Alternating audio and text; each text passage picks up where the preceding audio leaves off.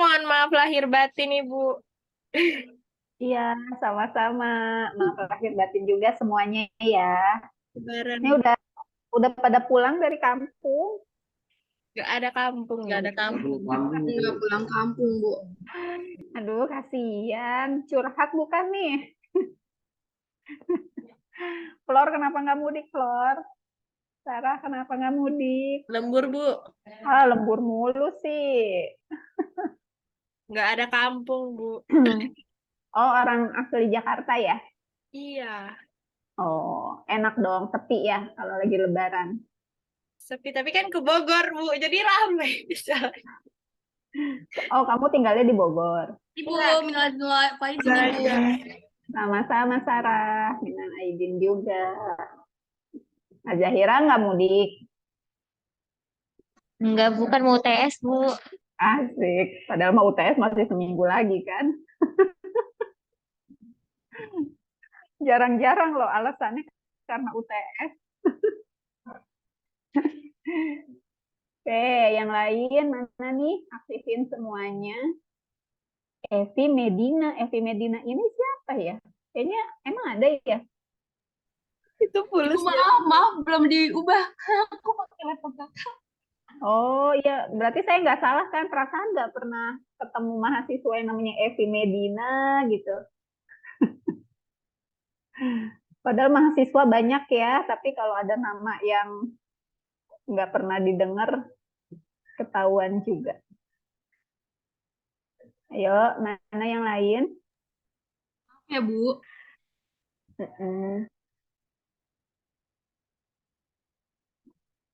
Oke, untuk semuanya, mohon maaf lahir dan batin ya.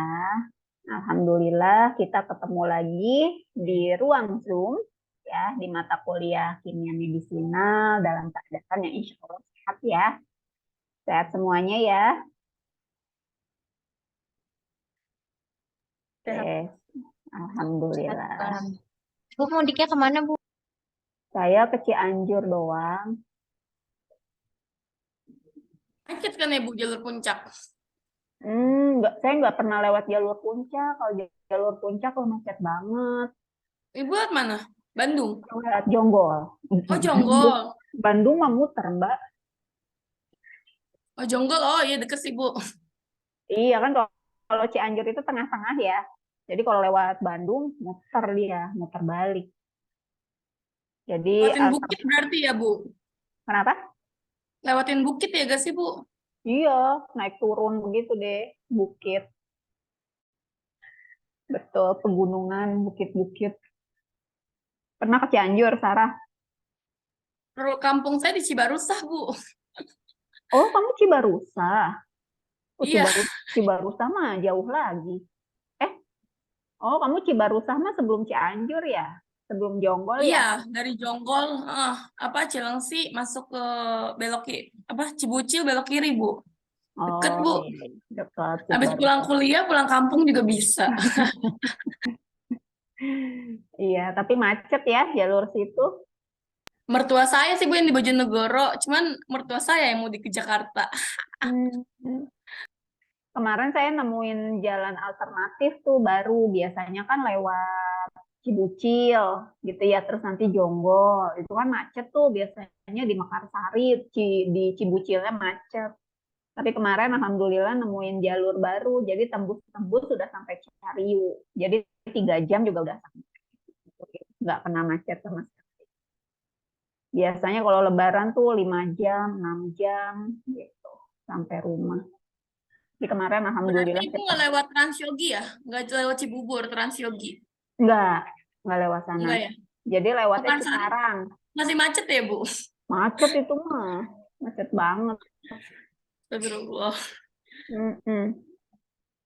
Jadi lewat Cikarang, lewat tol, terus keluar. Habis keluar tol Cikarang itu masuk ke pabrik-pabrik gitu deh. Terus ada jalanan apa ya itu namanya? Pokoknya kecil banget jalanannya, naik turun gitu. Enggak serem juga sih, sepi, nggak ada jarang mobil. Oke, kita langsung mulai aja ya. Kemarin sampai mana ya? Kita sampai halaman berapa sih kemarin? Slide berapa? Ibu, ini presentasi dulu nggak, Bu? Emang kalian belum presentasi yang ini? Kemarin Kan kita dibagi dua. terakhir, Bu. Dibagi dua gimana? Kalau di BAP-nya ada dua ininya, Bu. Satu materi tapi dua.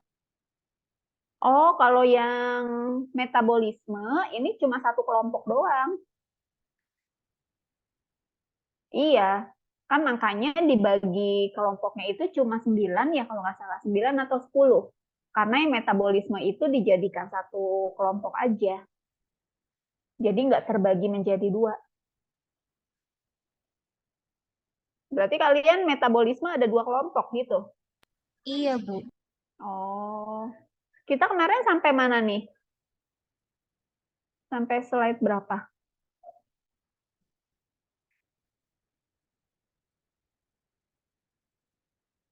Boleh kalau mau itu presentasi dulu. Atau saya ngejelasin ini dulu ya. Baru habis itu presentasi ya.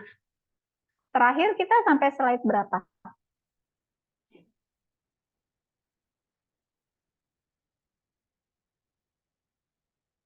Kayaknya 30-an ya? Atau 50? Waktu itu kayaknya saya pernah bilang deh, tolong diingetin ya. Di slide berapa? Ada yang nyatet nggak? Yang ini udah Bu kemarin Ini udah kayaknya. belum nih yang ini? Kayaknya ini udah deh. Ini udah Bu. Terakhir. Udah kan ya? Iya, kalau nggak salah 50 ya. Sampai slide 50 deh.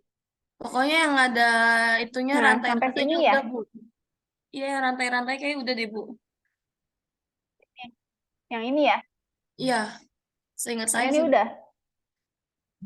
Kayaknya sih udah sih Bu. Seingat saya sampai sini.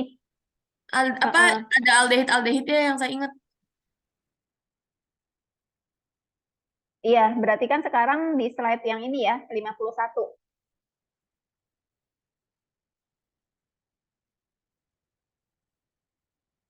Ya, betul ya. Berarti kita sekarang ini ya. Iya Bu. Oke. Oke, Bismillahirrahmanirrahim. Jadi materi minggu ini masih lanjutan dari minggu yang sebelumnya ya, karena di metabolisme ini materinya cukup banyak gitu ya, sehingga dibagi menjadi 2 kali pertemuan, kalau nggak salah, seperti itu. Ya, kalau mungkin di review sedikit pada proses metabolisme ini, masih ingat tujuan dari metabolisme itu untuk apa? Metabolisme obat.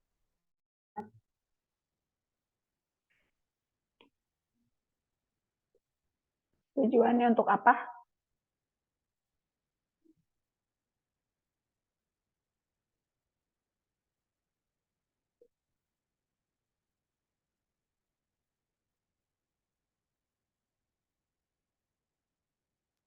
Mengubah makanan menjadi bahan baku kayak protein, lipid, protein, karbohidrat gitu. Masa? Kayaknya saya nggak ngejelasin itu deh kemarin. Apa? Mengubah apa? Mengubah obat menjadi metabolit tidak aktif dan tidak toksik, Bu. Serta mudah Oke. larut dalam air. Jadi tujuan utamanya itu ya memperbaiki sifat kelarutan dari si obat gitu kan. Yang tadinya dia bersifat lipofil gitu ya menjadi hidrofil ya. Yang tujuannya adalah agar obat ini lebih mudah untuk diekskresikan ya kan. Karena kalau misalnya obat ini sifatnya masih lipofil, berarti kan dia akan sulit untuk diekskresikan ya. Jadi tujuan utamanya adalah itu. Kemudian juga di dalam proses metabolisme itu kan melalui dua fase reaksi ya, ada reaksi fase 1 sama reaksi fase 2 ya. Masih ingat bedanya apa antara fase 1 dan fase 2 untuk reaksinya?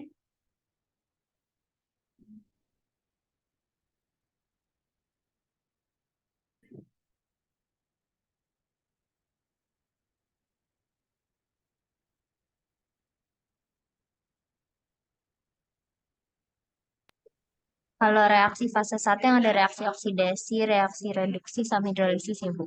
Kalau Oke. reaksi 2, fase 2, itu yang konjugasi, asetilasi, sama metilasi. Oke, ya. Jadi itu adalah dua reaksi yang penting ya pada proses metabolisme obat. Jadi pada fase 1 di mana terjadi reaksi fungsionalisasi ya, di mana pada gugus fungsionalisasi ini terjadi reaksi oksidasi, reduksi ya, sama hidrolisis. Nah, kalau misalnya di fase 2 berarti itu reaksi yang terjadi adalah konjugasi ya, di mana kalau fase 1 itu kan memasukkan gugus fungsi yang bersifat polar ke dalam molekul obat ya, sehingga sifat kelarutan dari si obatnya ini menjadi lebih baik gitu ya, yang tadinya dia kurang polar menjadi polar ya. Nah, kalau seandainya pada fase 1 obat ini masih kepolarannya masih kurang, kemudian dia akan masuk ke dalam fase 2 ya, di mana pada fase 2 ini dia akan mengikat ya gugus fungsional yang sudah dimasukkan pada fase 1 gitu ya. Itu beda antara fase 1 dan fase 2. Nah, untuk slide yang akan kita bahas di sini ada oksidasi. Kalau oksidasi berarti reaksi fase berapa? 1. Masih 1 ya. Jadi ini kita masih berbicara tentang fase 1 ya, reaksi fase 1 yang terjadi pada proses metabolisme. Nah, oksidasi lain-lain. Nah, yang mengalami oksidasi lain-lain ini adalah obat yang mengandung halogen, ya, di mana dimetabolisis melalui proses dehalogenasi oksidatif. Contohnya adalah halotan, obat anestesi sistemik, mengalami hidroksilasi membentuk senyawa antara karbinol, dan secara spontan melepas HBr menghasilkan asam trifluoroasetat reaktif yang dapat membentuk ikatan kovalen dengan protein mikrosom hati. Ya, jadi ada kata-kata dehalogenisasi. Jadi obat yang mengalami oksidasi di sini berarti dia akan terdehalogenisasi. Jadi ada pelepasan atau penghilangan gugus si halidanya. Ya, kalau kalian lihat di sini, ini contoh dari si halotan. Halotan ini kan ada gugus ininya nih, halogennya ya. Nanti di hasil akhirnya si Cl-nya ini dia akan terlepas. Nah, ini yang dimaksud dengan dehalogenisasi ya. Nah, kemudian reaksi reduksi. Ini juga masih pada reaksi fase 1. Ya, proses reduksi mempunyai peran penting pada metabolisme senyawa yang mengandung gugus karbonil, baik itu aldehid dan keton, nitro dan azo. Senyawa yang mengandung gugus karbonil mengalami reduksi menjadi turunan alkohol, sedangkan gugus nitro dan azo tereduksi menjadi turunan amin.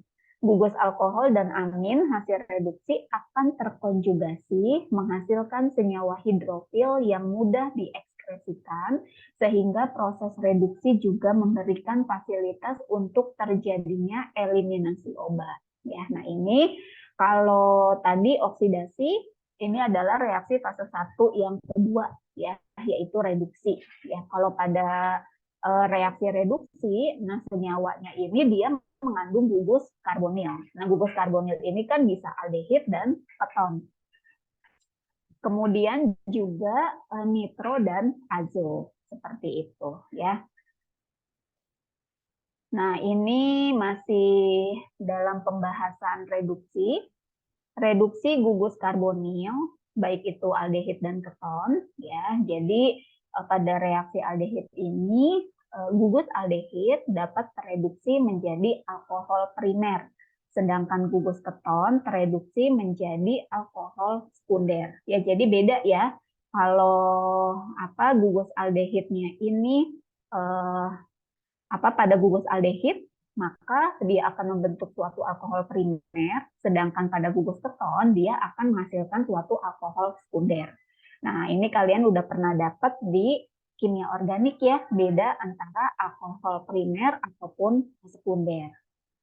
Metabolit alkohol sekunder kemungkinan bersifat stereoisomer. Metabolit-metabolit alkohol di atas mudah terkonjugasi dengan asam glukuronat. Reaksi reduksi ini terjadi dengan bantuan enzim oksidoreduktase. Ya, kenapa di sini ada penjelasan asam glukoronat? Artinya ketika obat dia masuk ke dalam fase 1, kemudian direduksi, ternyata sifat kepolarannya masih belum terlalu polar gitu ya, atau senyawa obatnya masih belum terlalu hidrofil, maka dia akan masuk ke dalam fase 2. Di mana pada fase 2 hasil dari reaksi reduksi yang terjadi pada fase 1 ya itu akan memudahkan dalam proses reaksi konjugasinya. Karena kan pada fase 2 itu salah satu contoh reaksinya adalah reaksi konjugasi. Gitu ya. Jadi apa ya?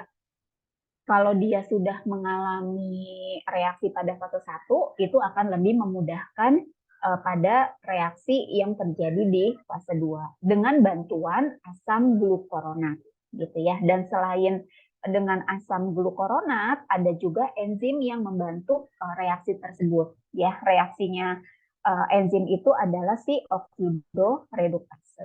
Nah, ini reaksinya ya, ini adalah suatu aldehid ya. Aldehid ketika dia dengan bantuan enzim oksidoreduktase dia akan membentuk suatu alkohol primer. Kemudian kalau keton ya dia dengan bantuan enzim oksidoreduktase dia akan membentuk suatu alkohol sekunder ya. Contohnya adalah kloralhidrat dan kloralhidrat di sini melepas H2O menjadi kloral dan kemudian tereduksi menjadi trikloroetanol yang aktif sebagai hipnotik dan sedatif. Ya, nah ini contohnya. Kloralhidrat, kemudian dia akan melepaskan H2O-nya ya atau airnya membentuk suatu kloral, kemudian dia mengalami reduksi ya membentuk suatu triklorometanol. Ya, triklorometanol inilah yang berfungsi sebagai hipnotik dan sedatif. Kemudian ada juga reduksi dengan gugus nitro dan azo. Kalau tadi kan reduksi dengan aldehid dan keton ya. Nah, ini yang kedua, reduksi gugus nitro dan azo.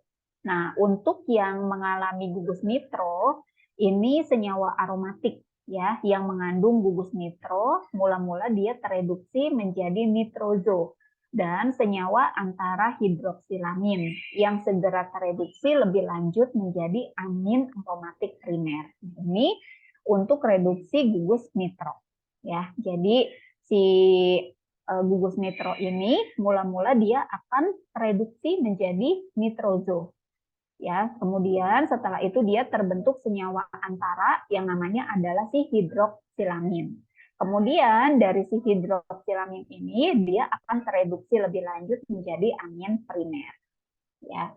Nah, kemudian untuk yang azo ini dia akan menghasilkan senyawa antara hidrazo yang segera tereduksi lebih lanjut menjadi amin aromatik primer. Ya, jadi sama-sama sih hasil akhirnya adalah amin aromatik primer. Ya, cuma beda gugusnya ya. Kalau ini kan nitro, kalau ini dari azo. Nah, si azo ini dia akan menghasilkan senyawa antara yang disebut dengan hidrazo. Baru setelah itu dia tereduksi lebih lanjut membentuk suatu amin primer. Seperti itu. Kemudian reduksi lain-lain. Nah, untuk reduksi lain-lain, senyawa yang mengandung gugus disulfida seperti disulfiram akan memecah ikatan disulfida menghasilkan asam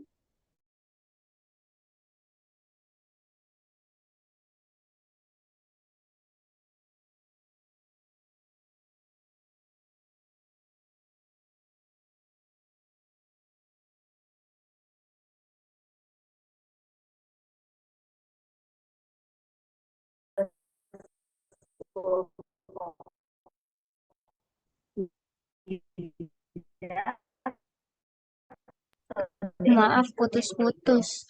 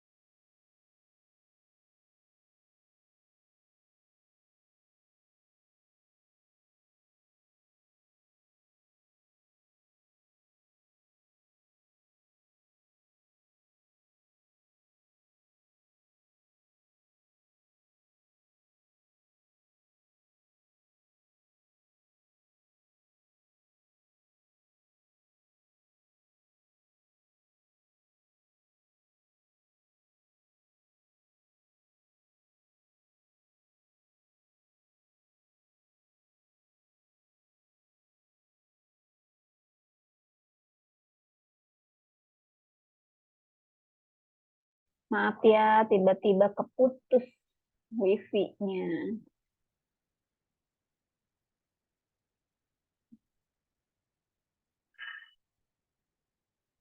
Oke, ini kita lanjutkan lagi. Ya, ini untuk reduksi lain-lain, baik reduksi senyawa yang mengandung gugus disulfid sama senyawa yang mengandung gugus sulfoksid.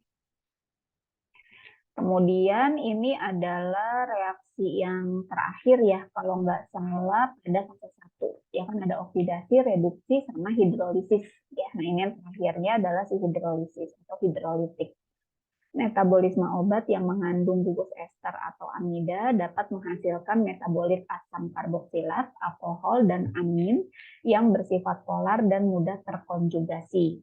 Enzim mikrosom yang dapat menghidrolisis ester dan amida adalah amidase, esterase, dan deasilase yang terdapat dalam jaringan-jaringan hati, ginjal, usus, dan plasma.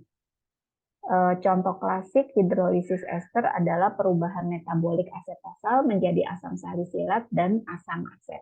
Nah, ini ya, jadi salah satu contoh pada reaksi hidrolitik adalah reaksi yang terjadi pada asetosal, ya, di mana asetosal ini dia akan terjadi perubahan metabolik ya menjadi asam salisilat dan asam aset.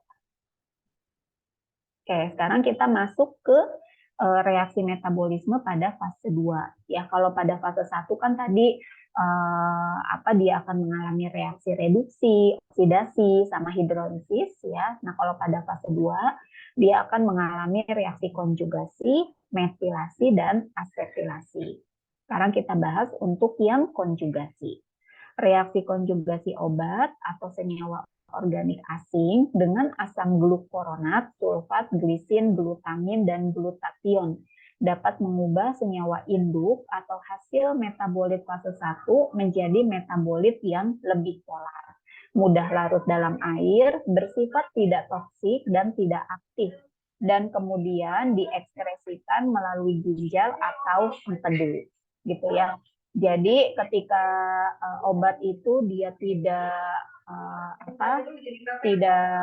selesai di fase 1, maka dia akan lanjut ke fase yang kedua, gitu ya. Di mana pada fase 2 ini dia akan menjadi metabolit yang jauh lebih polar. Ya, karena dia sudah lebih polar, maka dia akan mudah larut di dalam air, kemudian juga sifatnya tidak toksik ya, dan juga tidak aktif ya. Kemudian reaksi konjugasi yang lain adalah reaksi metilasi dan asetilasi. Reaksi ini secara umum tidak berfungsi untuk meningkatkan kelarutan senyawa dalam air, tetapi terutama untuk membuat senyawa menjadi tidak aktif secara farmakologis. Konjugasi glutation dengan metabolit reaktif dapat mencegah kerusakan biomakromolekul seperti DNA, RNA, dan protein sel. Oleh karena itu, pada metabolisme obat, reaksi konjugasi sering dianggap sebagai proses detoksifikasi. Jadi beda ya, kan pada fase 2 itu ada konjugasi, metilasi, sama asetilasi. Ya, kalau yang konjugasi ini biasanya dia memperbaiki itu ya, lanjutan dari yang fase 1 tadi tuh ya, untuk memperbaiki sifat kelarutan dari molekul obatnya. Nah, kalau yang metilasi dan asetilasi ini dia bukan untuk meningkatkan kelarutan ya, tapi dia untuk membuat senyawa menjadi tidak aktif, gitu ya. Nah, karena dia tidak aktif berarti sering juga untuk proses detoksifikasi, gitu ya. Jadi beda ya antara konjugasi, metilasi, dan si asetilasi. Nah, untuk proses konjugasi di sini ada bermacam-macam. Salah satunya adalah konjugasi dengan asam glukuronat. Ya, kalau konjugasi dengan asam glukuronat atau glukuronidasi merupakan cara konjugasi umum dalam proses metabolisme. Hampir semua obat mengalami proses konjugasi ini oleh karena sejumlah besar gugus fungsional obat dapat berkombinasi secara enzimatik dengan asam glukuronat. Kemudian terjadinya asam D-glukuronat dalam jumlah yang cukup pada tubuh. Kemudian asam D-glukuronat mengandung asam karboksilat dan hidroksil, dapat mengikat substrat membentuk beta-glukuronida, dan secara drastis meningkatkan kelarutan substrat dalam air. Pembentukan beta-glukuronida tersebut melalui 2 tahap reaksi. Tahap yang pertama, terjadinya sintesis asam uridin 5 difosfoalfa D-glukuronat, suatu koenzim aktif. Kemudian untuk tahap yang kedua, pemindahan gugus glukuronil dari UDPGA ke substrat. Nah, pemindahan ini dikatalisis oleh enzim mikrosom UDP glukuronil transferase yang terdapat pada hati dan jaringan lain seperti ginjal, usus, kulit, paru, dan otak. Ya, ini untuk konjugasi asam glukuronat. Nah, di sini ada macam-macam tipe-tipe senyawa yang dapat membentuk O, N, dan S, dan C, glukuronida. Nah, ini untuk yang O-glukuronida, di sini ada senyawa hidroksil. Nah, senyawa hidroksil ini diantaranya ada fenol, kemudian alkohol, enol, N-hidroksilamin, dan N-hidroksilamid. Nah, ini udah ada contoh-contohnya ya. Jadi kalau yang hidroksil fenol, contohnya adalah asetaminofen, morfin, dan parahidroksifenitoin.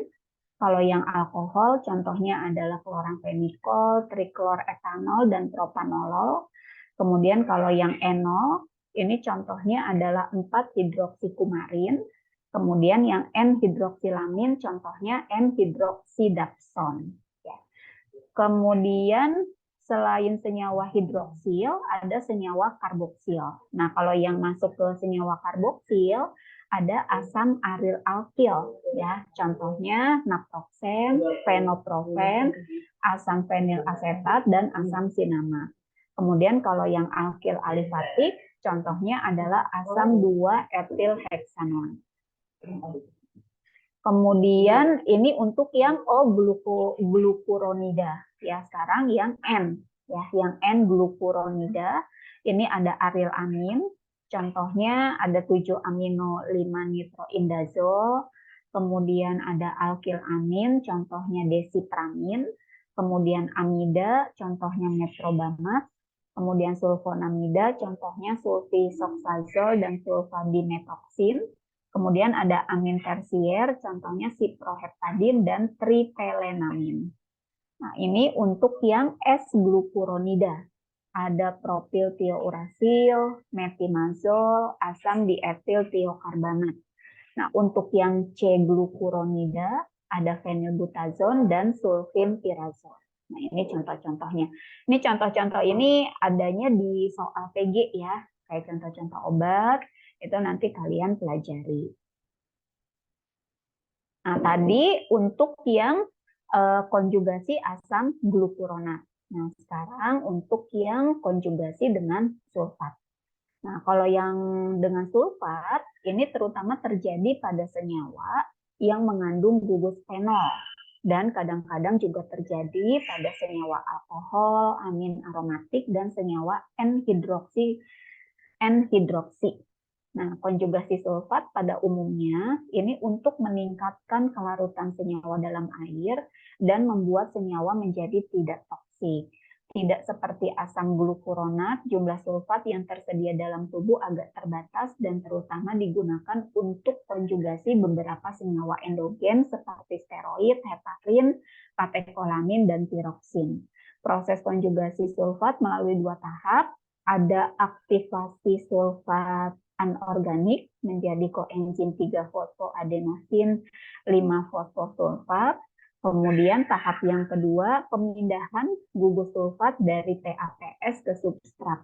Ini sebenarnya prinsipnya hampir sama ya dengan yang konjugasi asam glukuronat. Kan sama tuh, dia melalui 2 tahap. Cuma memang beda di sintesisnya. Ya, kalau yang asam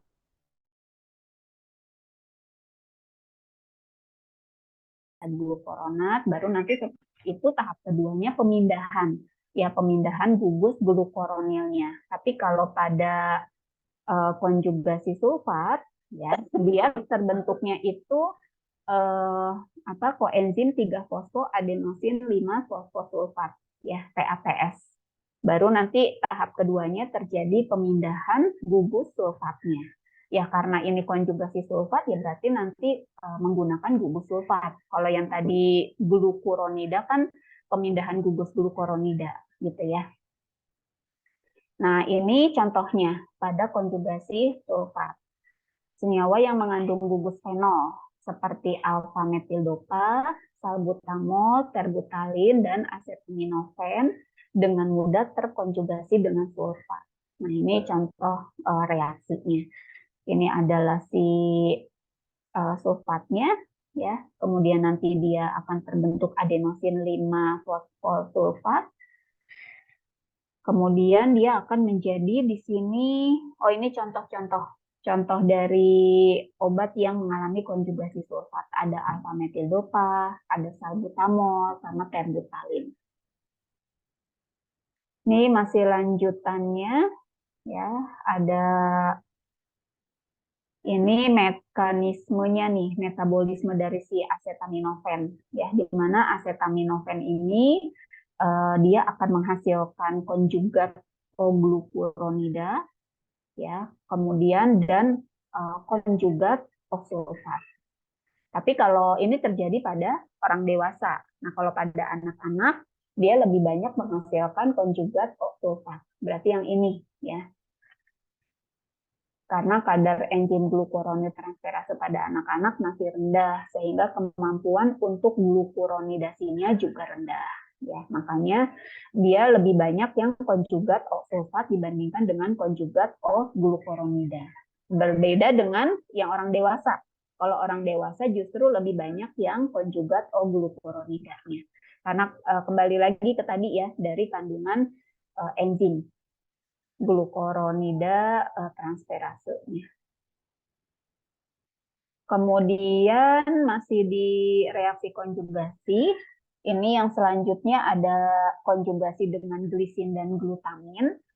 Kalau untuk glisin dan glutamin, dia dapat berkonjugasi dengan substrat yang mengandung gugus asam karboksilat, terutama asam aromatik dan asam aryl alkil. Jumlah konjugat asam amino tersebut relatif kecil karena terbatasnya ketersediaan asam amino tubuh dan adanya kompetisi dengan proses glukuronidasi. Berbeda dengan asam glukuronat dan sulfat, pada proses konjugasi ini asam amino tidak diubah menjadi koenzim aktif. Substrat diaktifkan oleh ATP dan koenzim A membentuk senyawa antara kompleks asil koenzim A yang segera mengasilasi glisin atau glutamin. Nah, untuk reaksi ini dia dikatalisisnya oleh enzim glisin dan glutamin N-asil transferase. Ya, biasanya sih sama ya, karena ini konjugasi dengan glisin atau glutamin, enzim yang bekerjanya pun itu enzim glisin dan glutamin. Kalau yang ini tadi dia reaksi konjugat itu ya, glukuronida, enzimnya pun itu sama gitu ya.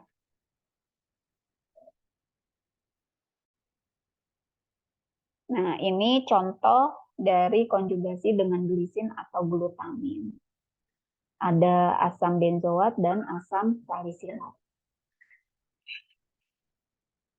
Ini juga sama.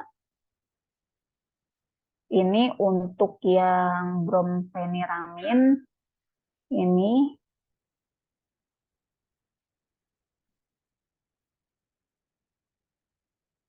nah, ini untuk yang konjugasi dengan glutathione atau asam methacturat. Untuk konjugasi glutathione memegang peranan penting pada proses detoksifikasi senyawa elektrofil reaktif. Senyawa elektrofil reaktif dapat menimbulkan toksisitas seperti kerusakan jaringan, kemudian karsinogenik, mutagenik, dan teratogenik. Kenapa? Karena membentuk suatu ikatan kovalen ya dengan gugus-gugus nukleofil yang terdapat pada protein dan asam nukleat. Nah, glutathione ini atau disingkat juga dengan GSH. Dia suatu tripeptida yang terdapat pada banyak jaringan, terutama di hati. GSH mengandung gugus nukleofil sulfhidril atau SH yang dapat bereaksi dengan senyawa elektrofil reaktif sehingga dapat melindungi jaringan sel yang penting. Gugus SH dari glutathione dapat bereaksi dengan senyawa yang kekurangan elektron, membentuk glutathione S substitusi yang dimetabolisis lebih lanjut menjadi turunan asam merkapturat. Nah, prosesnya ini dia melibatkan pemecahan enzimatik dari dua asam amino, yaitu glutathione S substitusi, glisin, dan juga asam glutamat. Nah, dia dikatalisis oleh enzim glutathione S transferase yang terdapat pada sitoplasma hati dan ginjal. Ini masih lanjutannya, ya, di mana turunan sistein S substitusi yang dihasilkan kemudian mengalami N-asetilasi menjadi turunan asam merkapturat. Untuk bereaksi dengan glutathione, senyawa elektrofil dapat melalui salah satu dari dua mekanisme umum. Yang pertama, terjadi pemindahan nukleofil pada atom C atau heteroatom lain yang kekurangan elektron. Atau mekanisme yang kedua, adisi nukleofil pada ikatan rangkap yang kekurangan elektron. Banyak senyawa alifatik, kemudian aril alkil halida, sulfat, sulfonat, nitrat, dan organofosfat mempunyai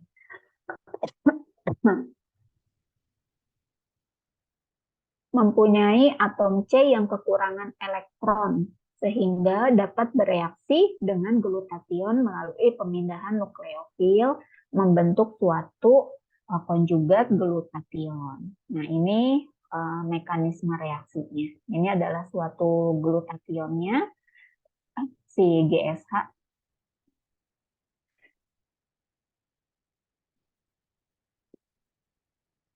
Nah, ini R-nya itu dia bisa berupa alkil, bisa aril, ya bisa benzilik, bisa juga aelik. Nah, kalau untuk yang X-nya berarti ini gugus-gugus halida, ya bisa Cl, Br, I, seperti itu. Kemudian contoh pada metilparacein, suatu insektisida organofosfat, dia mengalami detoksifikasi oleh glutathione melalui dua jalur. Jalur A-nya ini melibatkan substitusi nukleofil alifatik membentuk S-metilglutathione. Kemudian yang jalur B-nya melibatkan substitusi nukleofil aromatik membentuk S-para-nitrofenilglutathione. Jadi kalau yang jalur A, dia nukleofilnya ini terjadi pada yang alifatiknya atau rantai terbukanya. Tapi kalau untuk yang B-nya berarti pada si alisiklik, ya, atau pada si benzennya.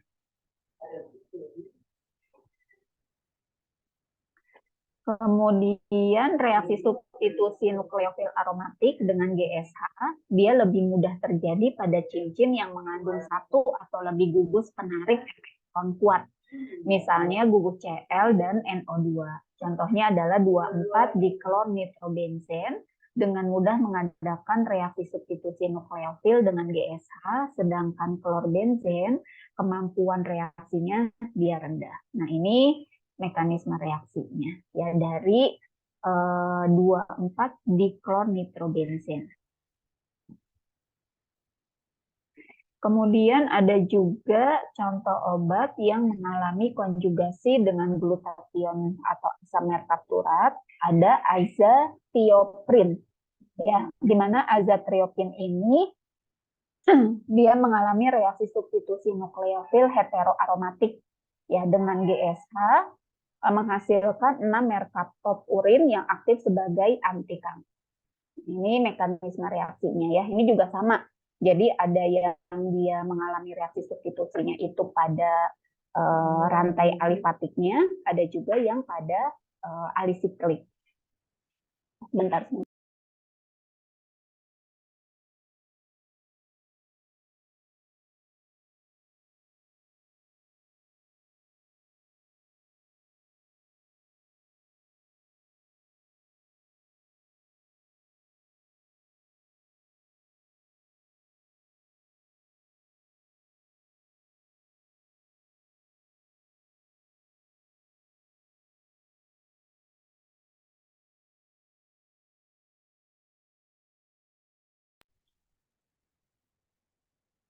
Nah, ini juga sama ya, masih lanjutannya. Ini reaksi yang terjadi pada si asam epakrinat.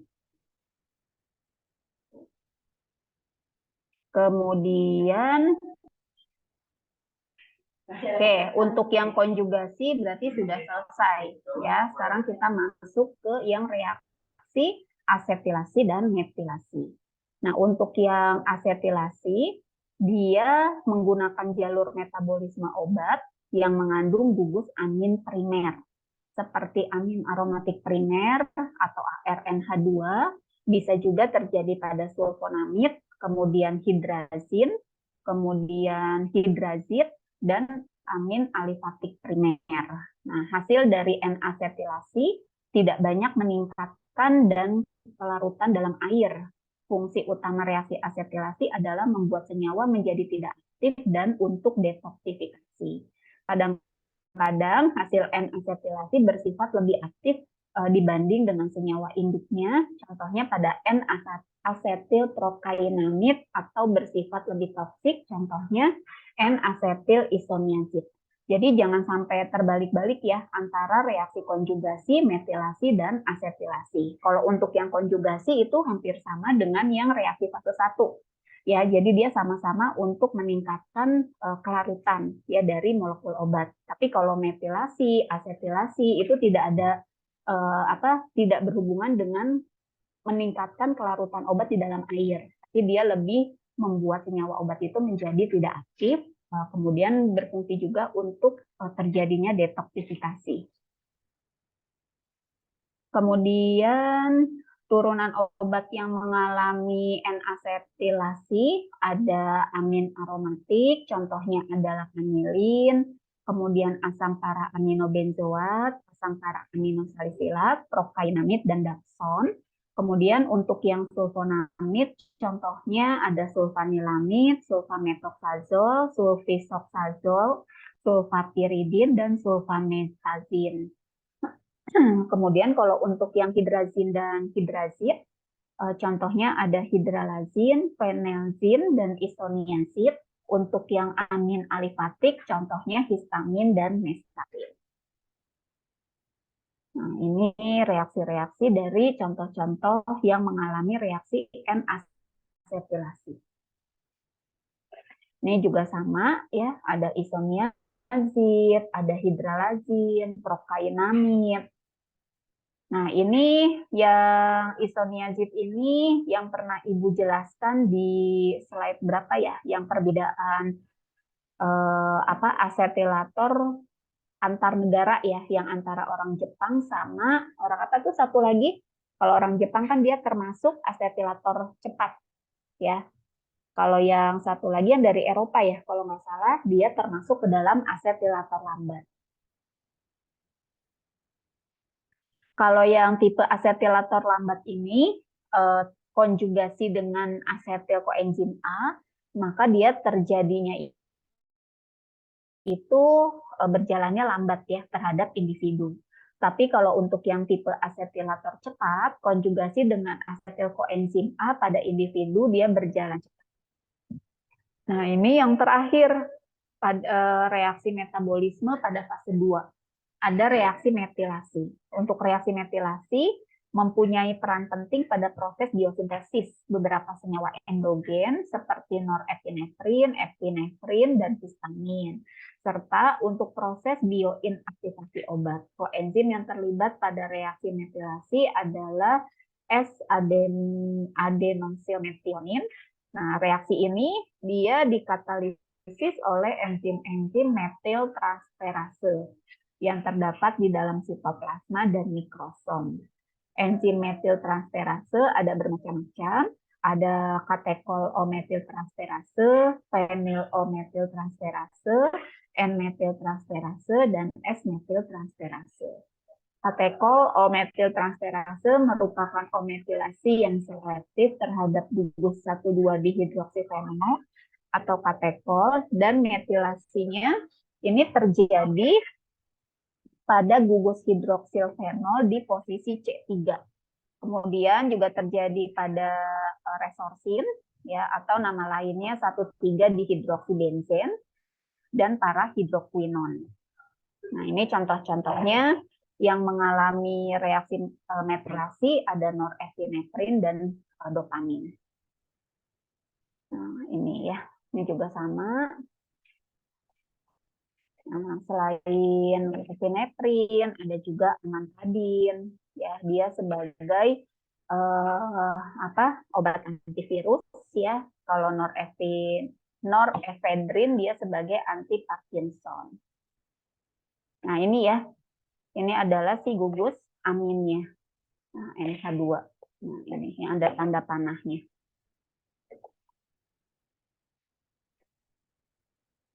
Nah, ini proses metabolisme beberapa obat yang dapat menghasilkan metabolit aktif. Nah, ini udah ada bagannya gitu ya. Ini adalah nama-nama obatnya. Ada azathioprin, dia metabolitnya itu 6-merkaptopurin. Kemudian proses metabolismenya konjugasi glutathione. Kemudian dia mempunyai aktivitas sebagai anti kanker. Gitu ya. Kemudian juga ada klorpromazin, dia mempunyai aktivitas sebagai antipsikotik. Kemudian ada kortison sebagai anti radang. Kemudian ada digitoxin sebagai obat jantung. Dan seterusnya sampai ke alfa metildopa yang sebagai neurotransmitter.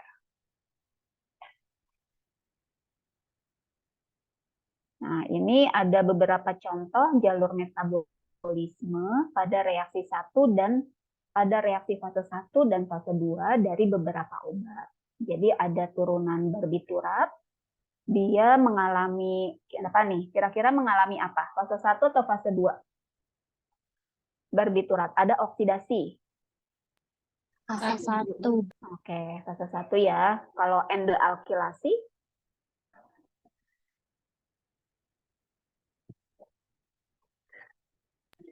Fase 2. Fase 2. Yakin?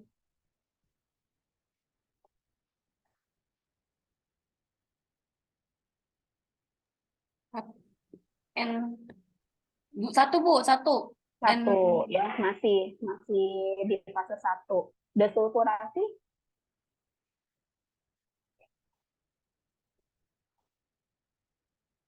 Satu juga Bu. Satu ya. Nah, pemecahan cincin.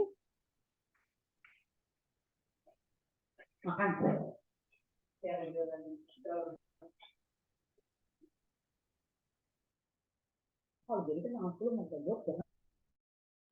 Orangnya harus kelakan datang sendiri ya. Jadi aja. 2 ya, soda pemecahan dia di 2.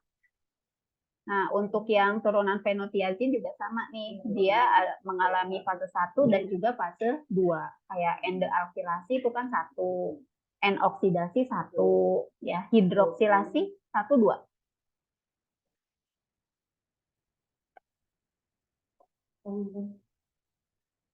Oksidasi 1 Bu. Apa? 1 ya. Kalau konjugasi? Konjugasi 2. 2 ya. Jadi ini beberapa contoh obat yang ini juga sama, ada diazepam, amfetamin, turunan sulfonamid, meteridin, efedrin, propanolol, lidokain. Ini contoh-contoh yang mengalami reaksi fase 1 dan fase 2. Banyak, ada 15 obat. Oke, ada yang mau ditanyain? Kita itu dulu deh, presentasi dulu. Siapa yang presentasi tadi? Bu, nanti ada kisi-kisi kasih Bu. Ada dong. Susah banget kayaknya tanpa kisi-kisi Bu materi ini. Jadi soal untuk kimia medisinal ada PG dan S. Ya, PG-nya Ada esainya Bu. ada dong. Ada. Seperti. Saya buat ada esainya. Jadi PG-nya 30, esainya 5. Ya, untuk esai kalian pelajari yang ada gambar-gambar. Jadi jelaskan dan gambarkan.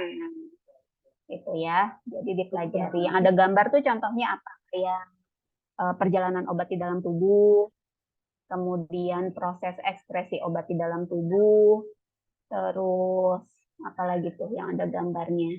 Oh ini proses absorpsi dan distribusi obat. Nah itu dipelajari ya. Kalau untuk yang perjalanan obat di dalam tubuh, proses absorpsi dan distribusi itu di PPT udah ada. Tapi untuk yang ekskresi, gambarnya itu emang nggak ada.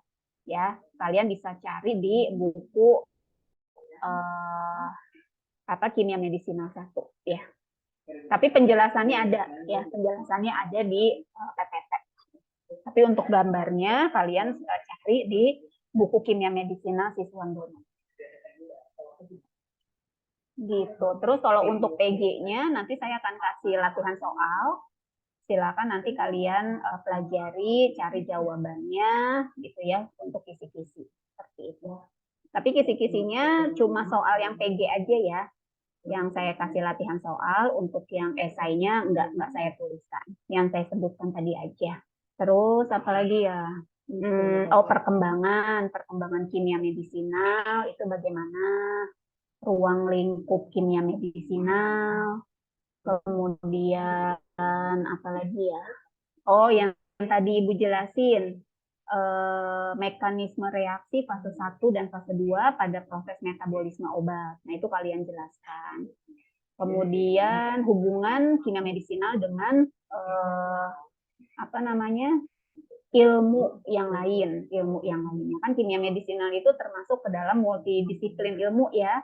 Nah, banyak sekali ilmu-ilmu lain yang saling keterkaitan. Nah, itu jelaskan hubungannya seperti itu. Itu sih kisi-kisinya, tapi kalau untuk PG-nya nanti Ibu akan kasih latihan. Bu, tadi esainya apa aja, Bu? Gambar. Ya, nggak ada pengulangan. Nandain halaman tadi, Bu. Azahira udah nyatet kayaknya tuh.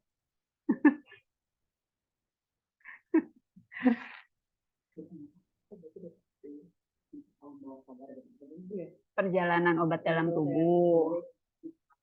Kemudian proses absorpsi distribusi obat.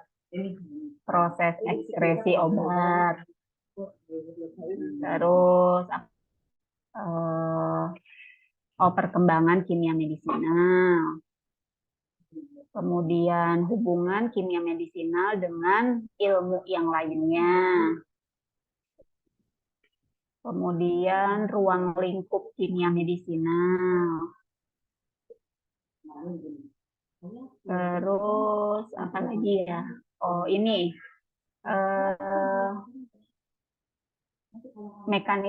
bukan mekanisme sih. Apa sih? Jelaskan tentang reaksi fase 1 dan fase 2 pada proses metabolisme obat. Ya, itu sih.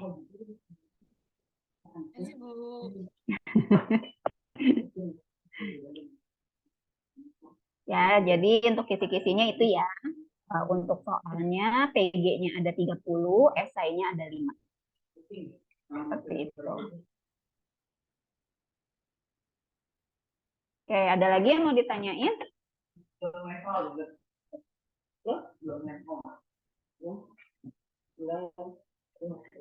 Oke, boleh langsung presentasi ya.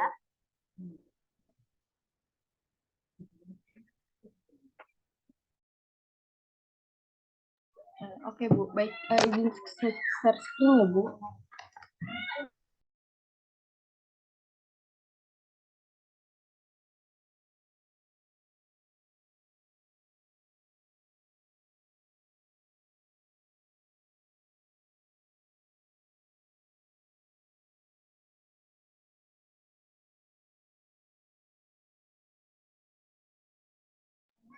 Ibu dimulai ya.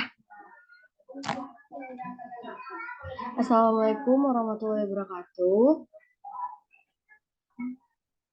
Kami dari kelompok 5 ingin mempresentasikan materi kimia medisial. Saya Putri Lestari Junaidi bersama dua rekan saya, Azahira Salsabila Arif dan Salsabila Wahyu Ningtyas.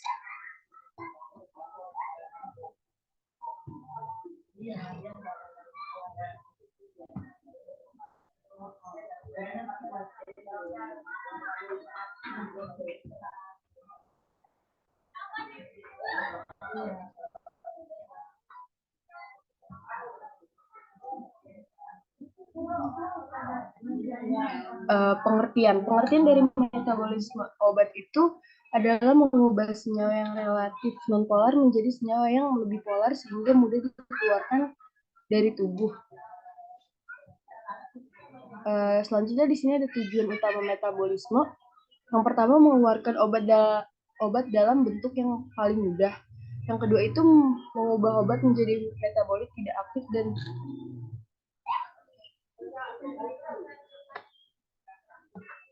aktif dan tidak toksik atau bionaktivasi atau detoksifikasi, mudah larut dalam air dan dapat diekskresikan dari tubuh.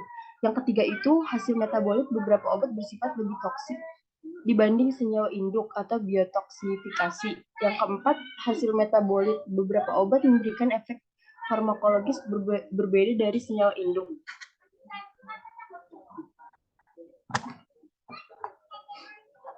Di sini ada jalur obat menimbulkan efek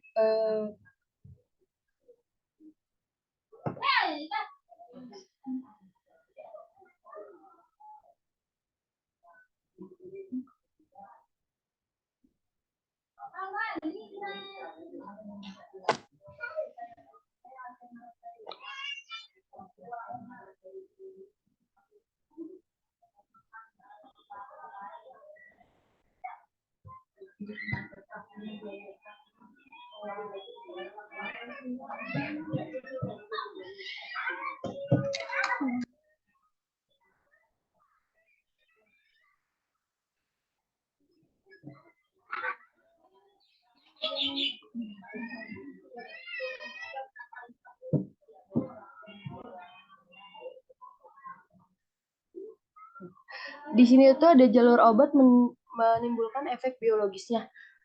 Ada dua jalur. Yang pertama itu ada obat aktif masuk ke peredaran darah dan dia berinteraksi dengan obat reseptor menuju respon biologis.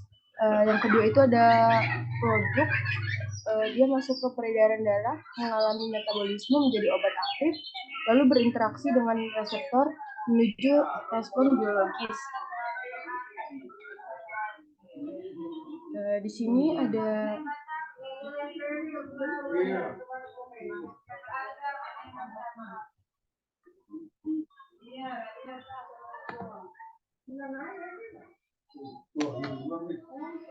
produk sederhana itu obat aktif yang secara kovalen berikatan dengan gugus pembawah yang akan memodifikasi lipofilisitas produk. Obat aktif umumnya ester atau amida dilepaskan oleh pembelahan hidrolitik baik secara kimiawi maupun enzimatik.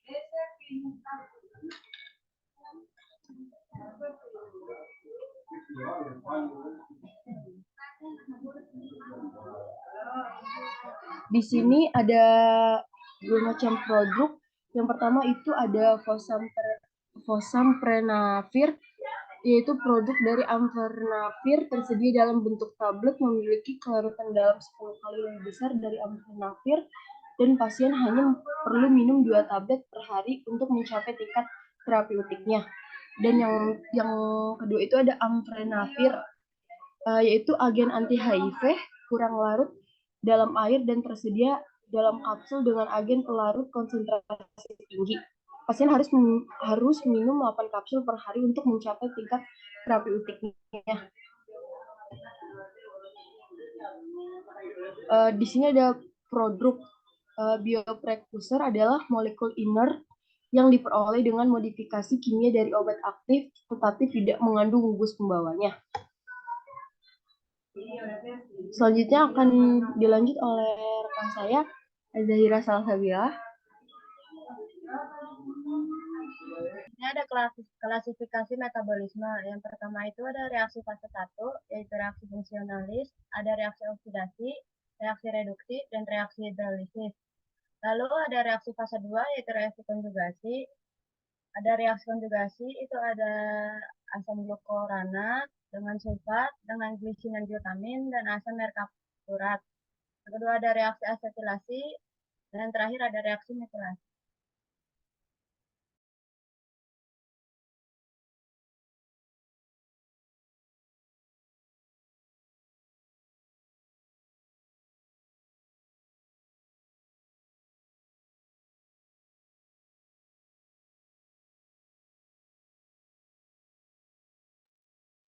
Di sini ada reaksi fase 1, reaksi oksidasi itu banyak obat mengalami reaksi oksidasi dengan bantuan sitokrom P450. Reaksi oksidasi ini meliputi hidroksilasi aromatik, hidroksilasi alifatik, epoksidasi, dealkilasi, pembentukan oksida, desulfurasi, deaminasi, dan oksidasi alkohol. Lalu ada reaksi reduksi, mempunyai peran minor dibandingkan reaksi oksidasi. Banyak melibatkan enzim NADPH CYP450 reduktase. Berperan penting dalam metabolisme senyawa yang mengandung glukus karbonil, yaitu aldehid dan keton, nitro, dan azo. Reaksi reduksi ini meliputi reaksi reduksi aldehid dan keton, reduksi nitro, dan reduksi azo. Lalu ada reaksi hidrolisis, itu pemutusan ester atau amida menjadi asam karboksilat dan alkohol atau amin melalui esterase atau amidase. Reaksi ini meliputi deesterifikasi dan deaminasi.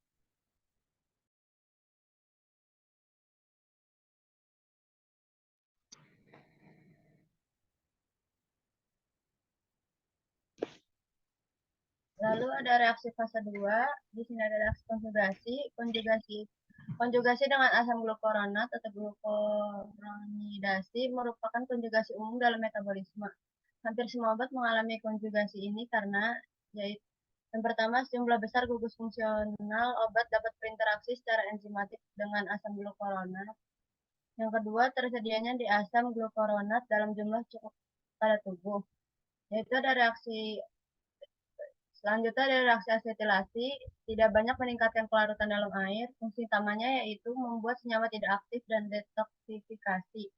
Jalur metabolisme obat yang mengandung gugus amin primer yaitu contohnya ada amin aromatik primer, itu ada ARNH2, sulfonamida H2NC8H4SO2-, hidrasin NH2, hidrasid CONH NH2, dan amin alifatik primer RNH2.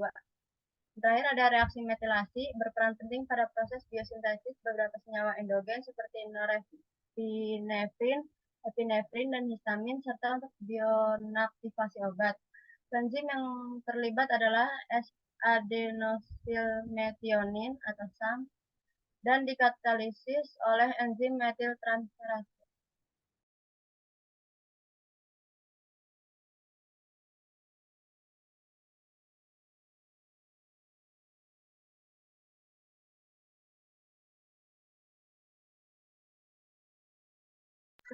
Metabolisme obat yang pertama ada aktivitas biologis obat, yang kedua masa kerja obat, yang ketiga toksisitas obat. Faktor yang mempengaruhi metabolisme obat itu ada jenis kelamin, umur, enzim metabolisme. Enzim metabolismenya ada induksi sama inhibisi, faktor genetika, metabolis, dan perbedaan spesies. Di sini ada skema metabolisme obat, ada yang sifatnya lipofil, hidrofil, terus sangat lipofil, sangat hidrofil. Rantai fase satunya bioaktivasi dan bioinaktivasi, ada oksidasi, reduksi, sama hidrolisis. Reaksi fase 2, konjugasi, metilasi, asetilisasi. Kalau sangat hidrofil nanti direabsorpsi di hati dan empedu. Di ginjal itu filtrasinya di glomerulus.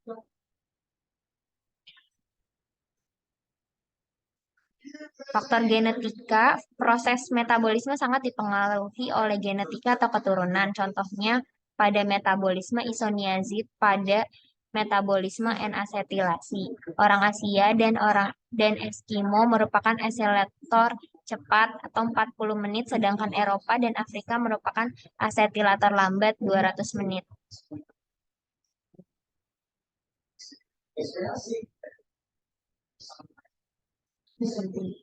Jenis Yang selanjutnya, jenis kelamin. Pada spesies hewan banyak terjadi perbedaan metabolisme.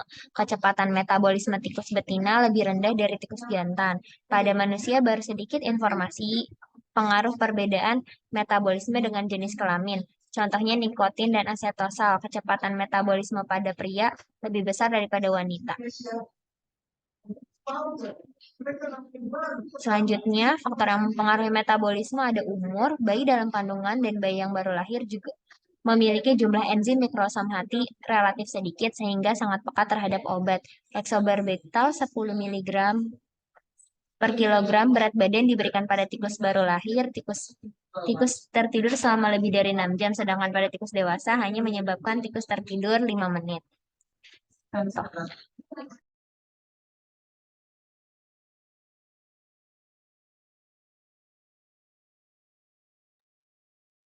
Sini ada enzim metabolisme, faktor induksi enzim metabolisme yaitu ada fenobarbital, alpha warfarin, diseofulvin, kumarin, phenytoin, hidrokortison, testosteron, bilirubin, acetaminophen, kontrasepsi oral.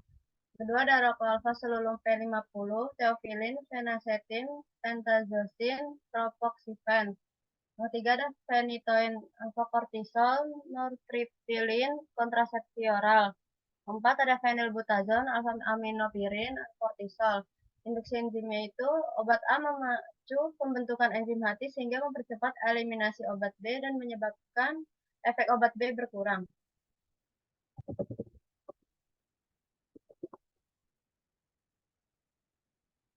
Faktor inhibisi enzim metabolisme itu ada di kumarol, kloramfenikol, sulfonamid, dan isoniazid. Inhibisi enzimnya yaitu bila obat A mengganggu atau menghambat fungsi hati atau enzim hati sehingga eliminasi obat B diperlambat, akibatnya efek obat B meningkat atau toksik. Lalu ada perbedaan spesies. Pada proses metabolisme perubahan kimia yang terjadi pada spesies atau galur kemungkinan sama, sehingga beda atau cukup besar berbeda. Fenol pada kucing terkonjugasi dengan sulfat, sedangkan pada babi terkonjugasi dengan glukuronat alfa karena pada kucing lebih sedikit enzim glukuronil transferase.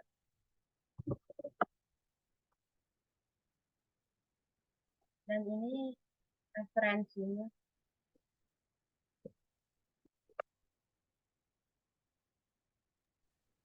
Sekian, terima kasih. Lihat itunya, pustakanya Mbak tadi slide-nya. Itu apa ya, laporan KPI? Apa itu Mbak?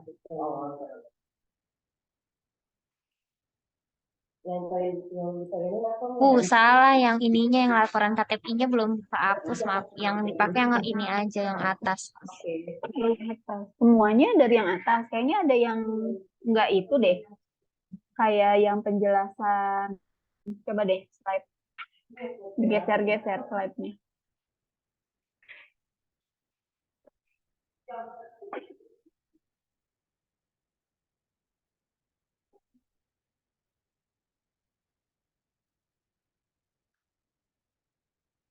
Ya, Bu. Ya. Terus, nah itu yang produk itu ada ya? Tinggal ditingin, tinggal orang bilang, saya sudah banyak kata, yang di AI gitu. Kalau aku tuh udah ini gitu kan, tinggal pembayaran. Ada di mana ini sumbernya? Ya, itu belum kayak yang mana gitu, apa cuma pas itu kandungan atau apa gitu.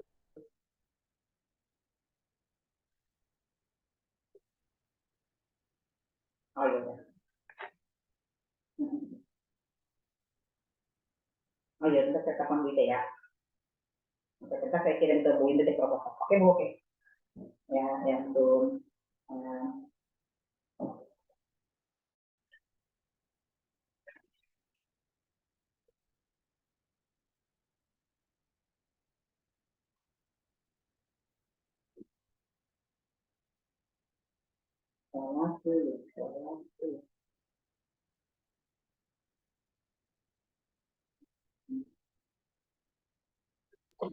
Maaf Ibu, yang ini dia program studi farmasi dari fakultas Dari mana? ini dari SPADA UNS diambilnya.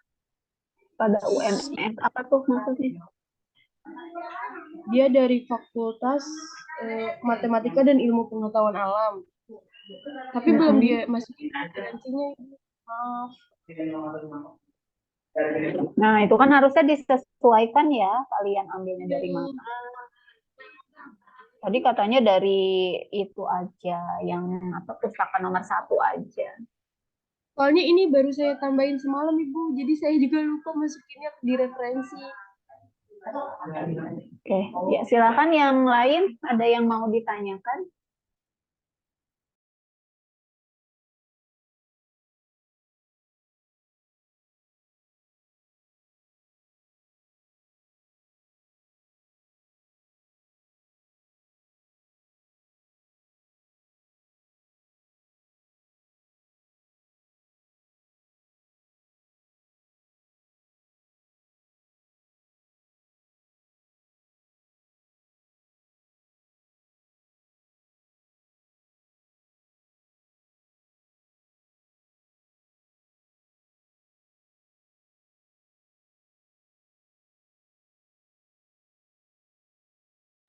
Ayo, silakan.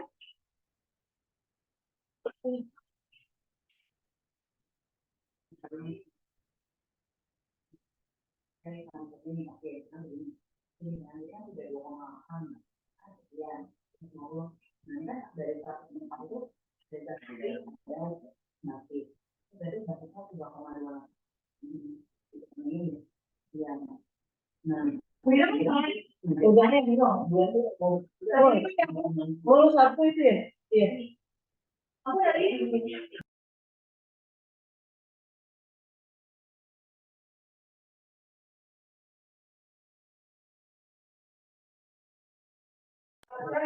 Enggak ada, kalau nggak ada boleh ditutup. Ini tolong dilengkapi ya, untuk pustakanya disesuaikan, kalian ambil sumbernya dari mana, ya dimasukkan. Iya, Ibu. Jangan lupa nanti dikirim ya PPT-nya. Iya, baik, Ibu. Silakan ditutup. Terima kasih untuk presentasi siang ini. Kurang lebihnya mohon maaf. Assalamualaikum warahmatullahi wabarakatuh. Oke, saya absen dulu ya. Kita kalau kayak gitu aku pakai bahasa doang. Jadi nggak pakai data ini. Kan jelas-jelas ya ada kamu. Tapi dia ada itu ada apa tuh? Nah, haknya. Ada hidrofobik gitu kan? Sarah Permata, Hadir, Bu. Sarah Fauzia, Hadir, Bu. Sylvia Yuni, Hadir, Ibu. Malako Malasari, Hadir, Bu. Anissa Rahma, Hadir, Bu. Gita Amelia, Hadir, Bu. Yusnia,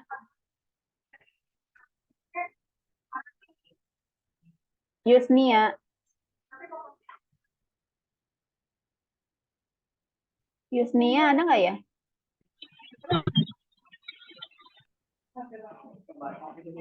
Ada itu Bu, tapi kayaknya mic-nya nggak bisa Bu. Tadi udah nyala mic-nya. Ini Vivi siapa ya? Perasaan nggak ada yang namanya Vivi. Orang tua mah ini bawaan. Travelina, Hadir, Bu. Septi Berta, Hadir Bu. Roida, Hadir, Bu. Fahmi Rizky, Fahmi Rizky ada?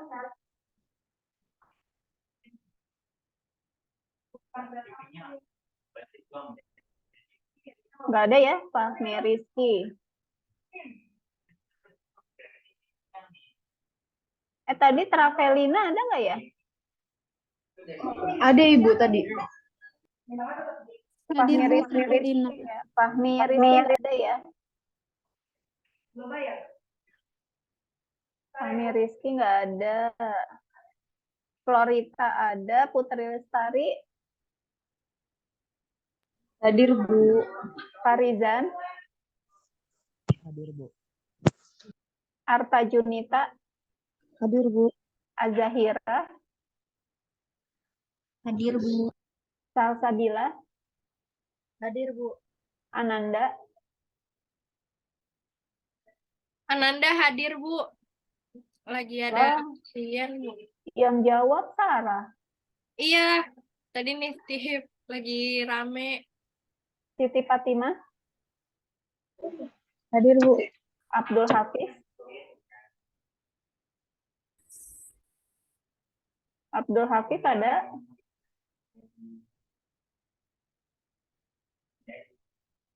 nggak ada ya?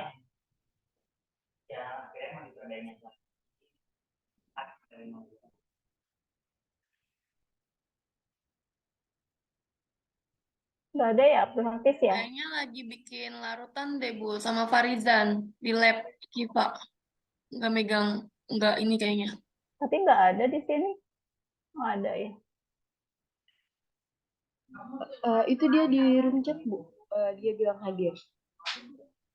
Ya, lagi bikin larutan, jangan mengganggu kuliah yang lain, Bu. Masa bikin larutan mengganggu kuliah yang lain?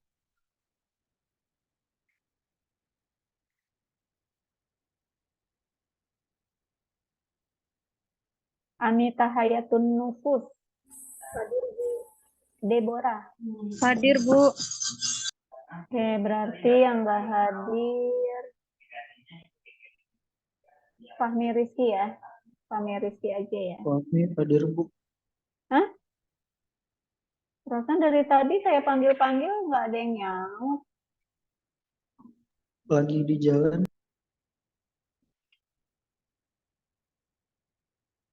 Mana Fahmi? Fahmi. Mana sih Mas? Kamu? Perasaan dari tadi nyari nama itu nggak ada.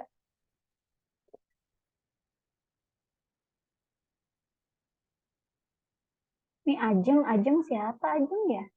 Ada Ajeng, ada. Ini Nah, kayaknya ini ada kayaknya kelas mau lain, dipakai deh, Bu. Bu, ruangannya. Oh, Udah iya, pada iya. masuk. Oh gitu. Kok banyak yang nggak saya kenal. Ya, Bu, ini semester 2.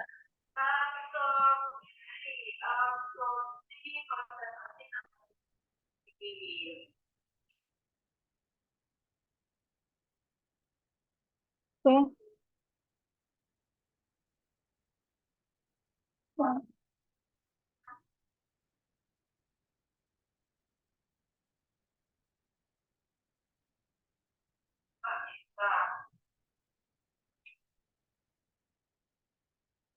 Emang kita selesai jam berapa ya?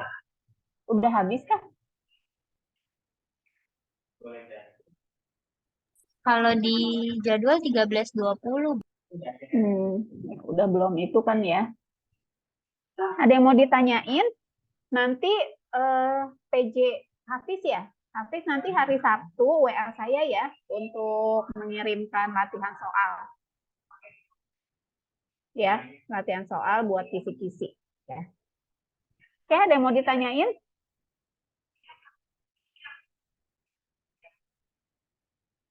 Nggak ada. Bu, Kalau nggak kalau ada. kisi-kisinya sama nggak Bu sama kelas sore? Sama kelas sore. Sama, kisi-kisi cuma satu aja. Nggak beda-beda.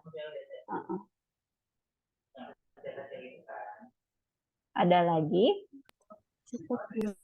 Oke, kalau gitu saya akhiri dulu ya pertemuan hari ini. Terima kasih banyak. Oh ya, untuk materi udah dikirim semua kan ya Hafiz ya? Atau ada yang belum Hafiz? Materi metabolisme belum dikirim. Pertemuan minggu lalu belum. Oh, belum yang metabolisme ya? Oke, nanti saya kirim ya. Oke, terima kasih banyak. Sukses untuk ujiannya nanti ya.